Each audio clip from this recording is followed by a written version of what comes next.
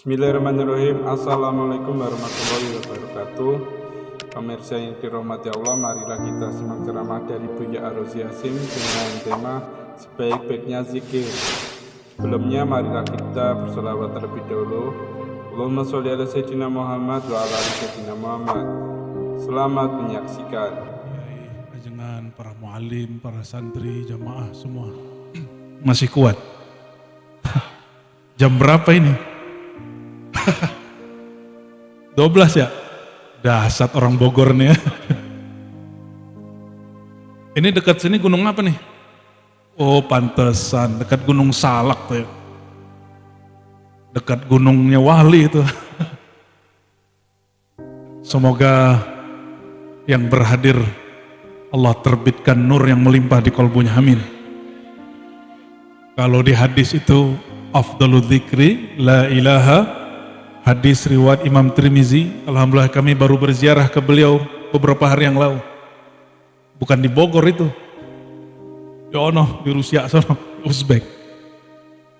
Hadis ini menyebutkan afdalul dzikri, seafdol-afdolnya zikir adalah la ilaha.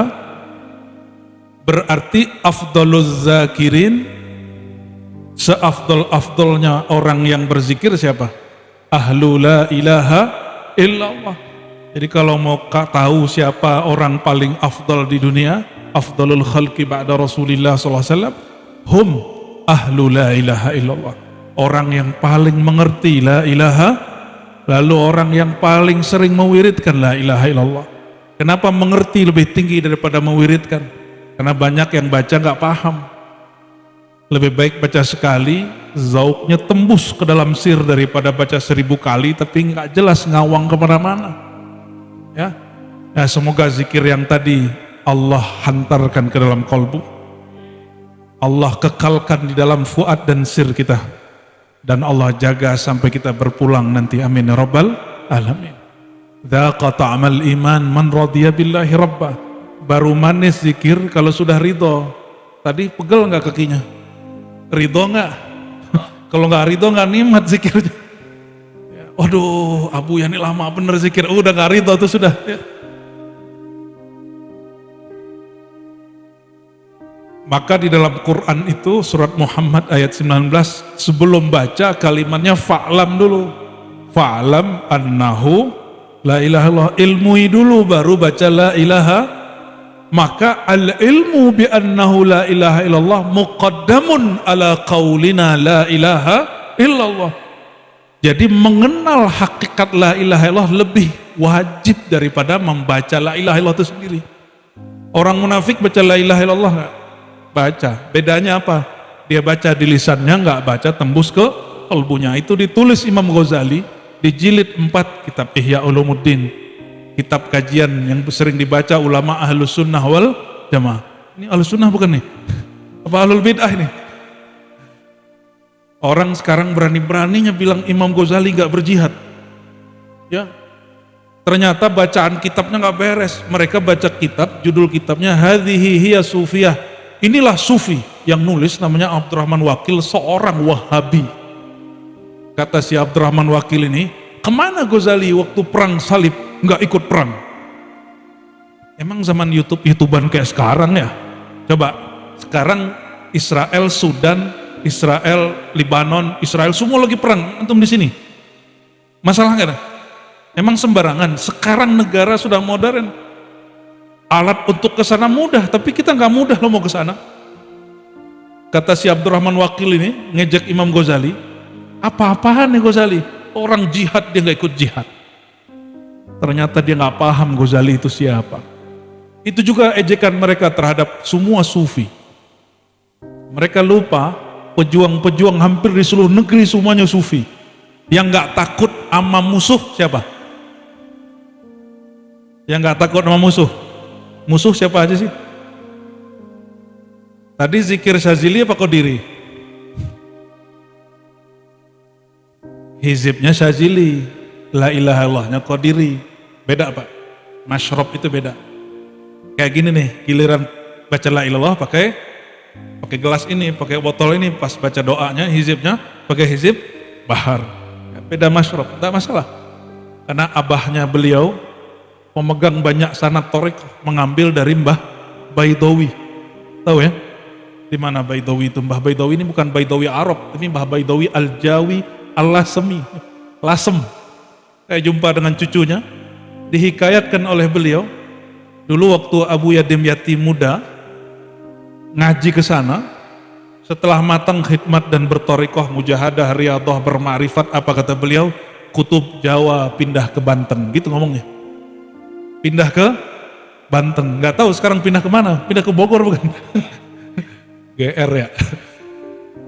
Yang ada kutu kepret ya. Allahumma sholli ala sayyidina Muhammad. Ngantuk kan nih? Serius. Ini saya nggak pernah bikin tabligh akbar semenjak 2022. Kita tutup majelis kita, majelis hikam. Begitu buat majelis jam 12 sampai jam 3. 2022 orang udah nggak takut lagi sama pandemi. Ya, Allah buatlah setting kita kemudian mengalami suatu hal. Apa kata guru? Tutup majelis. Tutup majelis. Ini baru kali ini lagi nih. Kita taklim jam 12 nih. Horor ini ya. Taklim horor nih begini nih.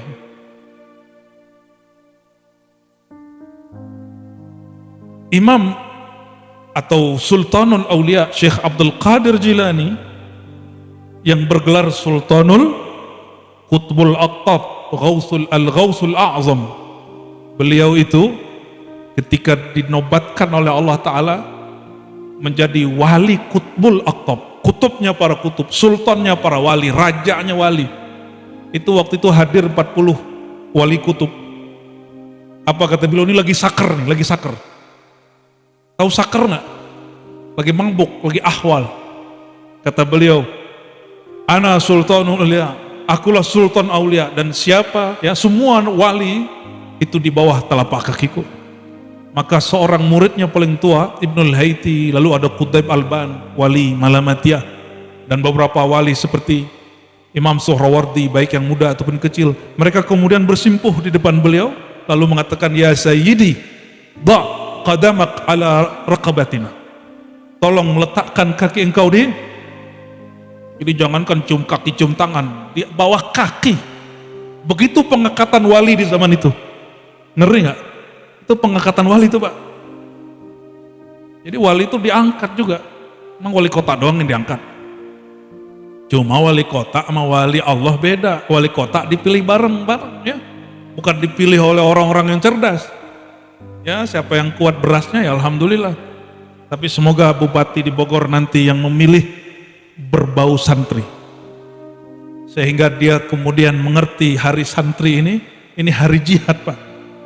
Hari santri itu hari bahwa santri-santri ini nggak bisa zikir doang, dia bisa jihad juga. Jangankan musuh yang tampak, musuh yang tidak tampak aja dilawan ya. Musuh yang tampak kafirun mati. Kalau setan bisa mati nggak? Ada yang bisa matiin setan nggak? Setan tuh mati kalau kiamat. Nafsu bisa matiin nafsu. Kiai ini paling gede loh nafsunya, Bapak Ibu. Hati-hati Bu ya. Betul nggak Pak? Lah betul, aku sendiri. Kata Imam Asyuti, setiap kali nur ilmu itu membebani seseorang, maka semakin kuat vitalitasnya. Ngeri kan? Imam Asyuti itu ngomong, bukan aku yang ngomong Pak. Allahumma sholli ala Muhammad.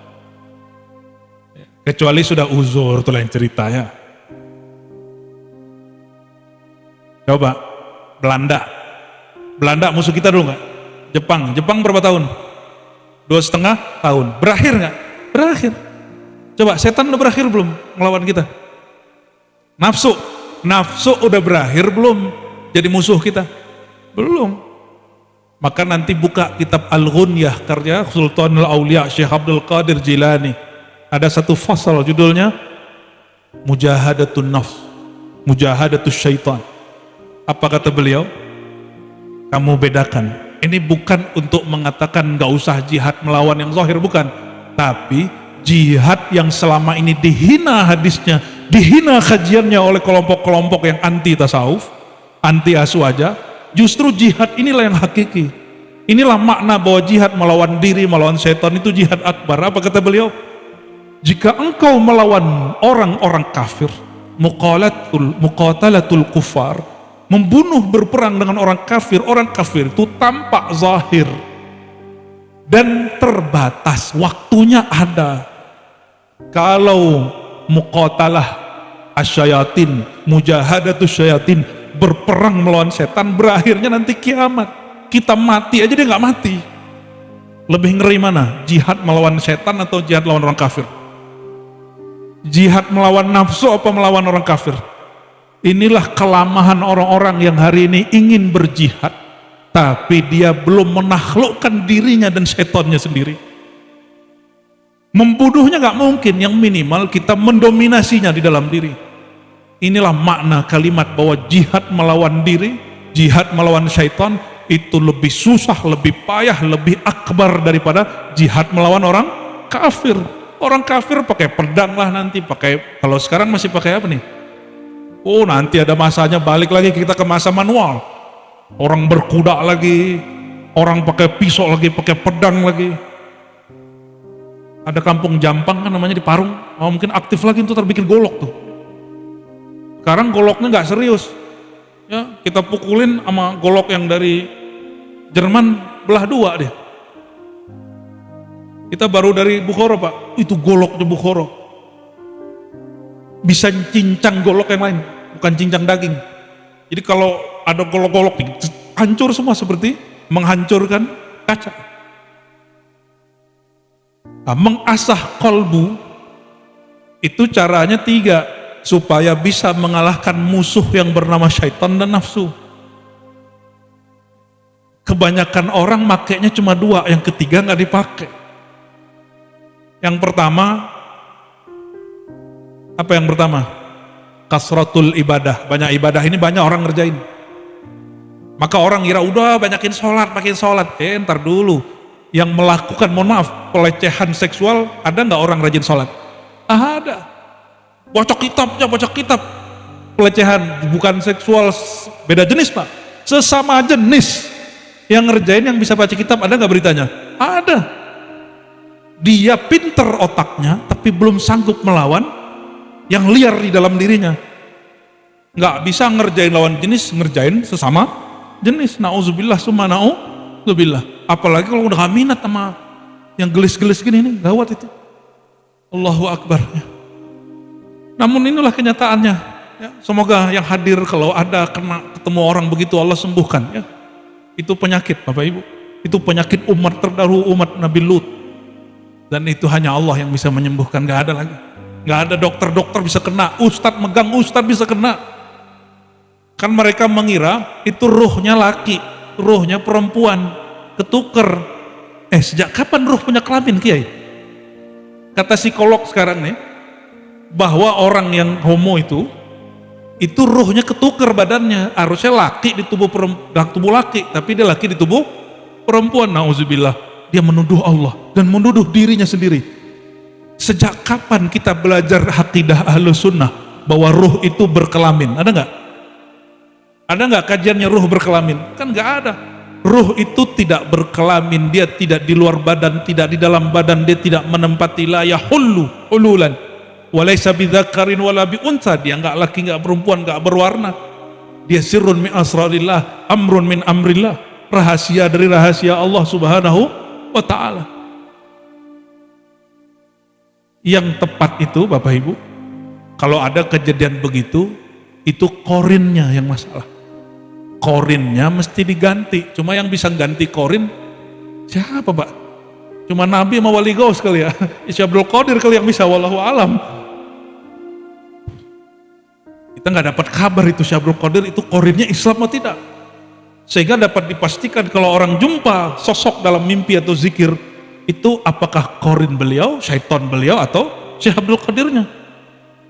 Ya. Masih ingat kisah beliau didatangi syaitan? Nah itu korinnya sendiri. Korinnya beliau sendiri itu Pak. Korinnya Syekh Abdul Qadir itu musuh terakhirnya yang bisa dikalahkan. Untungnya Syekh Abdul Qadir Jilani ahli tauhid, ahli syariat, ahli hakikat, ahli ma'rifat, gak bisa ditipu. Syekh Abdul Qadir ente sultanul aulia, fakullu haramin halalun lak. Maka semua yang haram halal buat ente. Kata Syekh Abdul Qadir, kirain beneran Tuhan. Udah senang aja kan. Udah cahaya, ada lipatan cahaya lagi, berlapis cahaya lagi. Itu cerita Tuhan palsu yang datang. Coba baca kitab Al-Fathur Rabbani. Sayyidina Syekh Abdul Qadir Jilani jumpa Allah hakikinya lebih banyak. Cuma orang nggak eksplorasi itu kitab. Yang dieksplorasi cerita yang di kitab Manaqib. Bahwa dia didatangi oleh sosok yang mengaku Tuhan. Lalu yang mengaku Tuhan menghalalkan yang haram, maka beliau mengatakan, oh ente bukan ilah, bukan Allah, tapi ente syaitan. Ya, mana ada Allah itu merubah syariat setelah Nabi Muhammad sallallahu alaihi wasallam. Apa kata Syekh Abdul Qadir di kitab Al-Ghunyah? Melawan atau berjihad melawan jiwa yang jahat dan syaitan yang dilaknat itu lebih berat daripada melawan orang kafir Israel, lebih berat. Ini coba lihat. Cuma beda ormas, orang bisa tengkar loh urusan isu Palestina. Benar nggak? Masih ingat nggak dulu? Mana yang baju-baju loreng tadi? Banser dulu pernah bakar, nyopot bendera yang tulisan la ilaha illallah nggak? Itu dikafirkan nggak Banser? Ya, tinggal kita tanya, ente bakar kalimah atau bakar bendera orang yang ikut aliran sempalan? Coba kalau bakar la ilaha illallah hukumnya apa? Apa hukumnya? Emang langsung kafir? Ntar dulu. Sayyidina Utsman bakar dan bahkan kubur mushaf, kafir nggak? Habis beliau menyalin dengan timnya Zaid bin Sabit 6 bahkan 7 mushaf, semua mushaf para sahabat ada yang dibakar, ada yang ditanam antara mihrab Nabi SAW dan hujrah Nabi Muhammad SAW. Itu kafir nggak? Tergantung niatnya. Innamal a'malu bin niat. Ini main kafir-kafir aja ya. Emang sekarang zamannya orang main kafir-kafir kan ya. Itu tanda jiwanya belum beres. Beda faham dikit kafir. Tanda jangankan mau jihad sama orang kafir, jihad melawan dirinya sendiri dia belum beres, maka dia mengkafirkan, menghalalkan darah saudaranya sendiri. Nah ini PR kita nih, para ajengan, para kiai ya. Tadi apa kata beliau? Melawan orang kafir ada masanya nggak? Kata orang Belanda 350 tahun, itu benar. Itu mah di Sunda Kelapa doang Pak. Di Aceh orang Aceh nggak nyampe 30 tahun doang. Ya, benar nggak? Orang Aceh berapa tahun? Hanya 30-an tahun. Orang Aceh nggak mau disebut kami dijajah 350 tahun, itu mah cuma Sunda Kelapa, bagian-bagian Batavia sekarang itu. Melawan Belanda ada ujungnya. Dulu orang-orang tarekat, diajarin tarekat Rifaiyah, Qadiriyah, debus, perang, nyampe ketemu bedil takut dia. Lupa dia sama Allah SWT. Sebelum ketemu bedil, gorok-gorok badan gak ada apa-apa Pak. Ya, debus. Jangan dikira debus punya setan ya. Debus itu lahir dari rahim tarekat sufi. Syekh Abdul Somad Palembang, pernah dengar? Syekh Abdul Somad Palembang itu gak bisa dibunuh Belanda Pak. Ditusuk gak bisa, ditembak gak mati. Mirip-mirip si pitung ya, tapi gak pakai jimat dia gak. Ketika beliau kemudian ke keluarganya di negeri Patani di Syam, ketahuan kelemahannya, maka beliau digorok, dipisahkan badan dan kepalanya. Maka kuburannya di sana agak ambigu juga. Ya. Rahimallahu wa qaddasallahu sirrah. Ya. Murid dari Syekh Saman ya, Al-Madani. Jadi Bapak Ibu, hari santri itu bagi saya itu mengingatkan kita mengenai asasul jihad. Bukan hanya lagi jihad. Kalau jihad Belanda udah selesai ya. Jihad Jepang udah selesai belum? Oh, dijajah Toyota sekarang ya. Dibilang jajah make. Berarti bukan dijajah, menikmati ya. Orang Jepang Pak jarang punya mobil kayak kita. Motor aja kayaknya nggak punya, mereka lebih senang naik kereta. Kenapa? Mobil pajaknya mahal. Motor pajaknya mahal. Orang Indonesia pajaknya rendah. Makanya pada demen ngeredit. Innal kredita minal iman. Hadis palsu. Keluar turunnya di Gunung Salak. Wangsit malam ini. Allahumma sholli ala Muhammad. Kayaknya kalau nggak ada kredit itu hidup kayaknya nggak bahagia gitu ya. Hidup kita Indonesia emang santai, bener nggak santai? Musim cuma 2 aja, hujan mau hujan lagi, bener nggak? Panas atau panas? Kalau di negeri subtropis musimnya 4. Orang hanya bisa cocok tanam di musim tertentu. Maka mereka kalau nanam padi atau apa nggak bisa sembarangan. Harus disimpan. Kalau kita nggak tahu hari, nggak tahu bulan, bisa nanam kapanpun. Saudara-saudari yang mengasihi Allah, jika jihad ini udah jelas, mau pelajaran apa lagi? Jihad melawan Belanda ada batasnya. Tapi jihad melawan diri, jihad melawan syaitan sampai kiamat gak berhenti-berhenti. Inilah yang dimaksud Imam Ghazali. Jadi jangan dikira Imam Ghazali gak ngomong jihad. Apa kata beliau dalam kitab Ihya jilid 4 ya? Bahwa jihad melawan diri itu akbar daripada jihad melawan orang kafir. Oh hadisnya palsu Tat. Oke, ente mau hadis yang sahih. Ada di Bukhari. Al-mujahidu man jahada hawa. Masih kurang. Mujahid hakiki itu yang berjuang melawan hawanya. Ini hadis sahih ada di Bukhari. Masih kurang? Masih kurang? Walladzina jahadu fina lanahdiyannahum. Quran ini. Maka di Quran itu ada jihad fi sabilillah, ada jihad fillah. Apa bedanya? Jihad fi sabilillah ngelawan yang tampak. Kalau jihad fillah itu jihad melawan, memenangkan Allah di dalam diri, melawan selain Allah di dalam diri. Makanya orang yang kalau jihad fillah, lanahdiyannahum subulana, lapang pikirannya, lapang dadanya, bisa-bisa dia punya pemahaman yang banyak. Lanahdiyannahum subulana itu namanya laduni. Mau dapat laduni nggak? Laduni itu bukan kebal bukan laduni. Gitu, itu bukan laduni Pak, itu pernapasan ya. Kadang bisa kerja dia, kadang nggak bisa bekerja juga dia. Ya, ada yang bisa begitu, turun kentut keluar sama ambean. Allahumma sholli ala Muhammad. Jika tanggal 22 Oktober itu resolusi jihad, kemudian jadi hari santri, pertanyaannya nih, santri sama jihad itu sebenarnya akrab apa jauh? Akrab apa jauh? Akrab ya? Kalau kita ajak ke Palestina sekarang mau gak? Bingung kan? Tuh bingung dia. Kalau sekarang nih perang pada takut gak? Siap? Sesiap apa? Sesiap apa? Siap lari. Sesiap apa? Nah ini saya paling sampaikan beberapa hal yang penting ini. Sayyidina Rasulullah SAW, beliau pernah mau digorok orang. Hadis Sahih Bukhari Muslim. Lagi santai-santai pulang pergerakan dari satu tempat mau pulang ke Madinah, tahu musuh masih ada, ternyata masih musim perang. Beliau istirahat di bawah pohon. Apa yang terjadi? Ada orang menghunuskan pedang di lehernya. Tapi anehnya nih orang nggak langsung. Dia masih penasaran sama sisi Rasulullah SAW. Apa kata dia?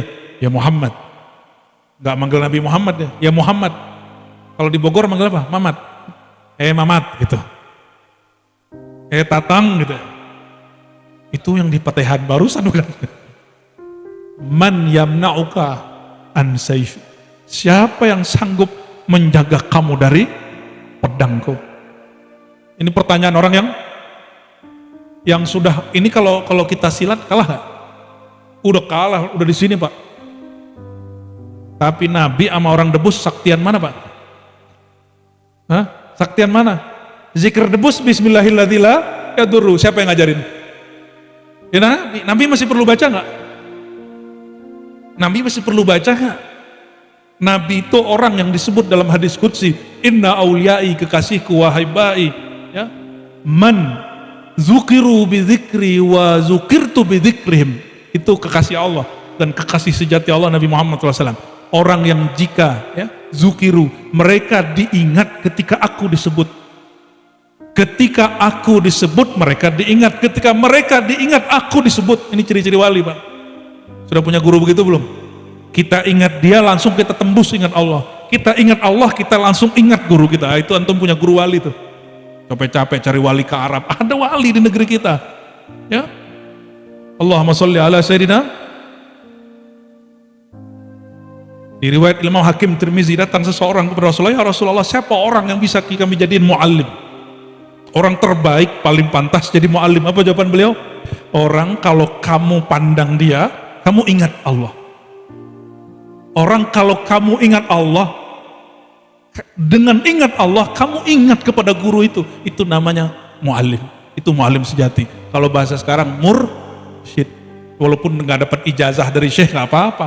Kalau ingat zikir, ingat Allah, ingat dia, ingat Allah, itu namanya rabitah. Itu namanya apa? Rabitatul mursyid, rabitatul syekh, ikatan cinta rohani murid dengan gurunya. Itu jawaban Rasulullah SAW. Dan orang yang begitu siapa? Itu Rasulullah SAW itu sendiri. Siapa orang yang jika disebut namanya kita ingat kepada Allah? Siapa? Rasulullah. Jika kita sebut namanya kita ingat Allah. Jika disebut Allah pasti Muhammadur Rasulullah. Siapa itu orang? Beliau. Jadi ketika ada orang nanya, man khairun nas ya Rasulullah, manusia terbaik siapa ya Rasulullah? Beliau nggak nyebut ana, beliau hanya nyebut sifatnya. Orang yang jika kamu pandang, kamu ingat kepada Allah. Kalau ada orang itu sekarang dia disebut Al-Warith Al-Muhammadi. Apa gelarnya? Jadi kalau ada guru mursyid kiai yang begitu karakternya, itu gelarannya di langit Al-Warith Al-Muhammadi, pewaris Nur Sayyidina Muhammad SAW. Ya. Kalau di antara semua orang adalah makhluk terbaik. Kalau dikumpulkan semua makhluk itu Nabi Muhammad Sallallahu Alaihi Wasallam. Nabi Muhammad mau digorok nggak perlu lagi baca doa, nggak perlu pakai pernapasan beliau, ya nggak perlu pakai mantra, karena semua mantra doa berasal dari Nur Nabi Muhammad Sallallahu Alaihi. Mantra kan bahasa lama, artinya doa juga sama. Ya, apa kata beliau? Yang melindungi aku, nggak pakai kalimatnya langsung Allah mujarrad, Allah. Itu yang megang pisau langsung jatuh, pisaunya langsung jatuh. Ada yang bisa begitu nggak? Hah? Ada. Paling yang jatuh puntung rokok. Baca Allah, rokok aja gak jatuh. Gimana jatuhin musuh? Nanti ini bocoran, Pak. Imam Mahdi begitu nanti. Cuma kita belum tahu kapan dia muncul kan? Ya itu rahasia Allah, karena Allah mengatakan anad dahru, akulah sang waktu. Ya kita serahkan kepada sang waktu kapan rahasia waktunya dia keluarkan. Nanti begitu. Jadi faham kita kenapa 313 sahabat melawan ribuan musuh kalah musuhnya. Kok bisa kalah? Cuma baca Allah senjata jatuh. Ada satu lagi yang saya teringat di kitab tadi Gunyah. Apa kata beliau? Kalau kamu jihad melawan orang kafir, maka ujungmu masuk surga. Saat perang kamu dibantu malaikat. Dibantu siapa? Malaikat yang bantu kita kalau perang jihad. Jadi antum turun nih jihad, pasti malaikat turun, itu udah pasti. Tapi jihad beneran, bukan jihad jahat. Bukan ngebom majelis, bukan ngebom polisi gitu ya, bukan ngebom orang lagi sholat Jumat dibom. Ya, nauzubillah summa nauzubillah. Di India, Pakistan, Bangladesh orang maulid dibom karena dianggap maulid itu musyrik. Maulid itu dianggap menuhankan Nabi Muhammad dan tawasul dianggap syirik. Maka dibomlah majelis maulid di mana? Di India. Jangan sampai di negeri kita kejadian begitu. Maka harus semakin banyak nih majelis ini, tidak hanya bikin majelis, kita dewasakan umat. Ya, ini grup-grup mbak-mbak yang gelis-gelis tinggal begini dari kemarin tadi ya. Pas zikiran udah gempor ya. Kita buka mata, oh udah sepi aja. Ya, nggak bisa diajak zikiran Pak. Ya, zi-nya harus fathah jadinya. Jangan dibaca. Allahumma sholli ala sayyidina Muhammad.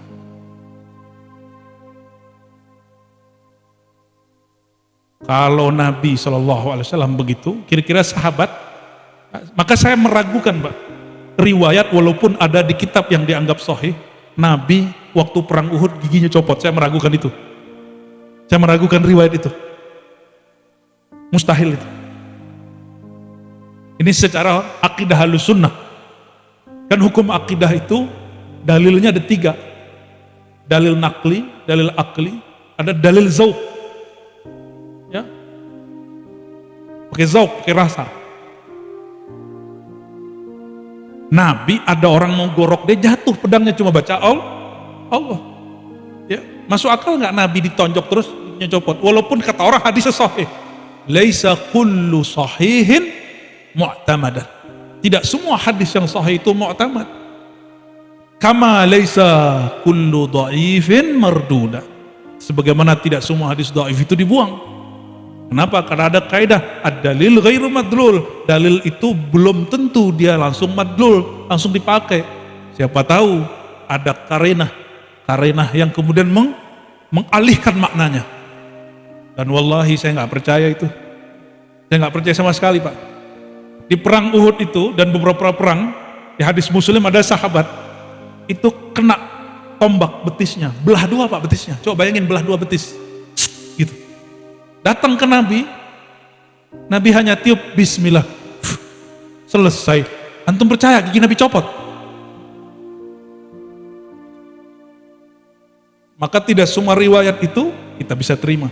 Maka riwayat yang menyebutkan mata masmuma, walaupun yang menyebutkan Syekh Yusuf An-Nabhani itu dikritik banyak ulama. Nabi itu meninggal dalam keadaan diracun, itu mustahil.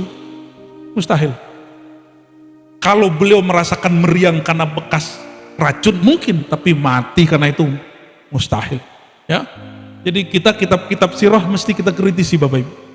Dia kritiknya pakai dua. Jika berkaitan dengan akidah hukum halal haram pakai ilmu hadis. Jika berkaitan dengan bab akidah maka dia harus pakai hukum akliyat. Hukum akliyat harus jalan. Akliyat itu kan tunduk kepada Quran. Yang mengerti Quran ya akal. Kita bedanya dengan Mu'tazilah. Mu'tazilah kan itu menjadikan akal sebagai sumber hukum. Kalau ahlu sunnah, akal itu alat memahami hukum. Ya. Bagian terakhir yang mau saya sampaikan, ya, walaupun antum melek, ya. Cuma santri-santri kan udah mau tepar itu, ya, walaupun cuma 10-20 orang itu, ya. Itu bukan pura-pura, hakiki itu, bukan majazi itu, ya. Benar nggak? Itu tidur hakiki apa majazi? Afdalu dzikri la ilaha illallah. Langsung tidur dia. Ternyata zikirnya Abah pengantar tidur yang luar biasa. Udah dihentak-hentak pakai zikir malah mimpi. Lagi zikir mimpi. Allahumma sholli ala sayyidina Muhammad. Itu bukan zauk, itu namanya jauk.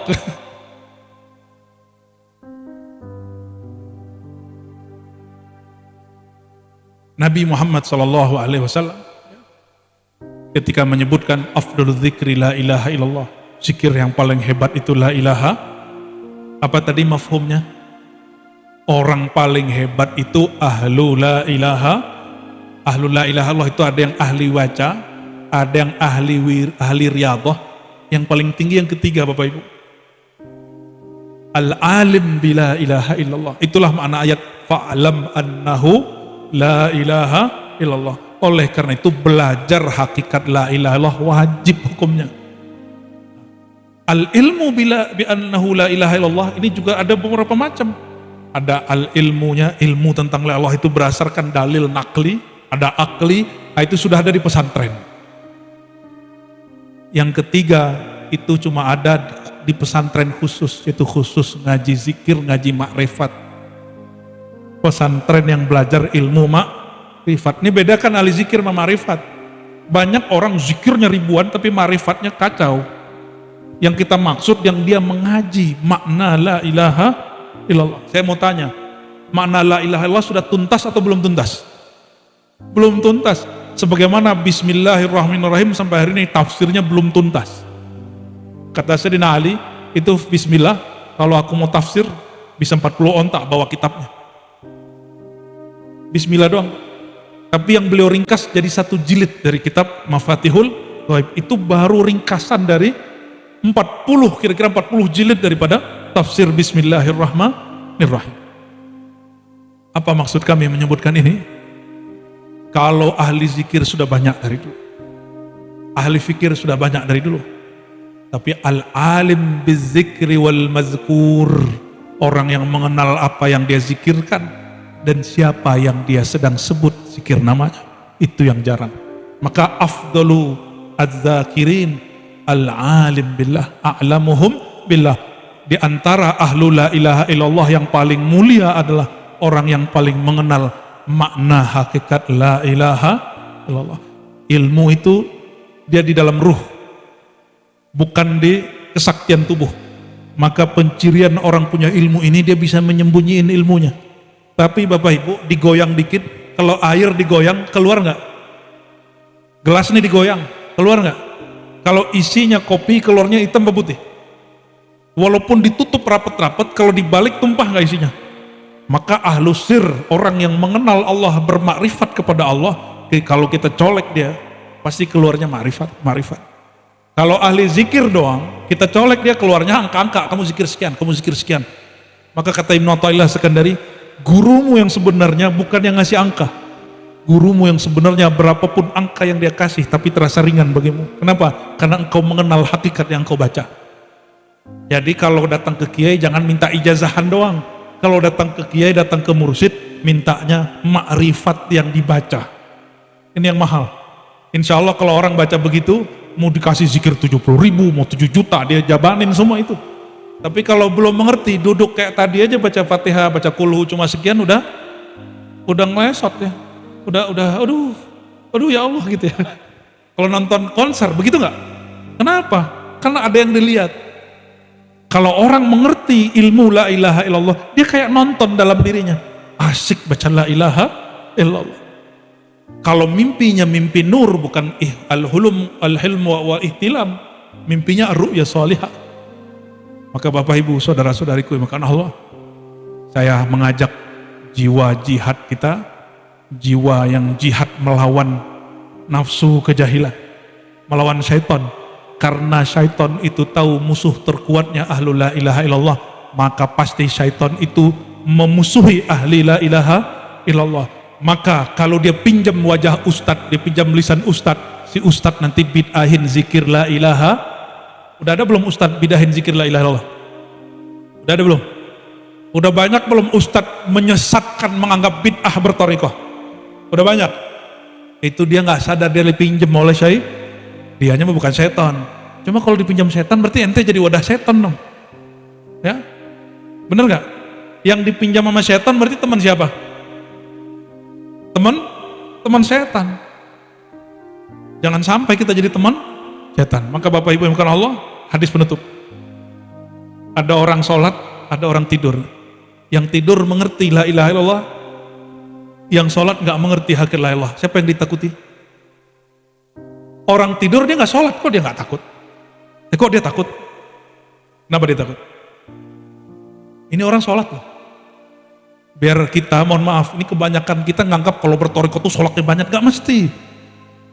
Imam Junaid al-Baghdadi itu mengatakan apa? Kalau dulu kamu ketemu aku, kamu nggak sanggup ketemu, sholatku ribuan rakaat. Cuma kata beliau, kalau murid ketemu kita sekarang, tazandaku, mereka zindik. Coba murid ketemu aku dulu, yang dulu waktu beliau zikirnya sehari 70.000. Maksudnya apa? Orang alim tidur, ilmunya hilang gak? Orang jahil sholat, lalu ketiduran, dia masih sholat gak? Ada gak orang tidur sholat? Itu santri itu pernah gak melihat santri lagi ruku, lagi sujud, ngorok? Pernah gak? Pernah ya? Dia sujud tapi gak balik-balik ya. Dan yang paling canggih, lagi berdiri waladolin amin, dia bisa tidur. Kita juga heran itu. Kayaknya ada rumusan fikih terbaru itu kayaknya. Panak kali dia, panak filala atau panak finnaum. Maksudnya apa? Orang jahil kalau dia tidur dia nggak bisa sholat. Ilmunya nggak ada, sholatnya pun tiada. Tapi kalau orang alim tidur, dia mungkin nggak sholat. Tapi ilmu dia hilang nggak? Coba kiai-kiai ini kalau tidur bisa nggak? Kita getok-getok kepalanya biar ilmunya kitabnya copot, bisa nggak? Kan nggak bisa. Mau jatuh 1000 kali juga nggak hilang ilmunya, kecuali kita hilangin kepalanya. Kalau itu hilang semua. Ya, innallaha la yaqbidul ilma intiza'an, lakin yaqbidul ilma biqabdil ulama. Kalau ngilangin kepala berarti kita membunuhin mereka, hilang sama ilmunya. Bapak Ibu yang bukan Allah, ciri kiamat itu ilmu sedikit, jahil menebak. Maka jangan sampai kita termasuk orang yang jahil dengan la ilaha. Mulai buka Bapak Ibu kitab-kitab yang mulai tebel ya. Kifayatul Awam kita buka ya. Apalagi Ummul Barohin kita buka Pak. Al-Munawi punya kitab tentang sir la ilaha illallah. Ini setebal ini kita buka kalau bisa, dibuka di kajian awam. Jangan hanya santri yang di pondok. Kalau perlu santri-santri awam yang mereka senang majelis zikir juga tahu ilmu ini. Semoga yang hadir malam ini Allah tulis namanya pada daftar